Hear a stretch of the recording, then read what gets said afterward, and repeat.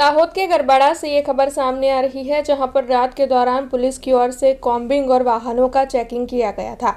दरअसल आने वाले वक्त में होली और धुलंडी का पर्व आ रहा है।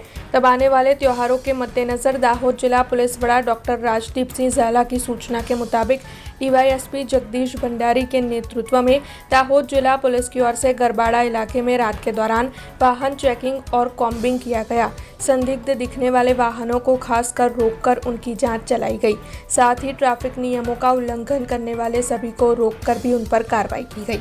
आज रोज आगामी समय में आवनारा होली धूळेटीना प्रसंग अन्वये कॉम्बिंगનું આયોજન કરવામાં આવેલું છે, જે અંતર્ગત રસ્તા ઉપરથી પસારતા વાહનો કે જેમાં હેલ્મેટ ના પહેરેલું હોય, સીટ બેલ્ટ ના હોય, વાહનોના પૂરતા કાગળ ના હોય, જેમની પાસે શંકાસ્પદ ગાડીઓ હોય, ગાડીઓમાં કે વ્હીકલની અંદર કોઈ શંકાસ્પદ સામાન હોય, ગાડી ચોરાવશે કે કેમ, લોકો ડ્રંક એન્ડ ડ્રાઈવ કરે છે કે કેમ, નશીલા પદાર્થનું સેવન કરે છે કેમ, આ તમામ મુદ્દાઓ ઉપર આ ઉપરાંત નાસ્તા ફરતા આરોપી અને વિવિધ બાબતો ઉપર પોલીસ દ્વારા અલગ અલગ જગ્યાએ ચેકપોઇન્ટ ગોઠવીને ચેકિંગ હાથ ધરવામાં આવી રહેલ છે। हमसे जुड़े रहने के लिए हमारे YouTube चैनल को सब्सक्राइब करें और नई वीडियो की नोटिफिकेशन के लिए बेल आइकॉन को दबाएं।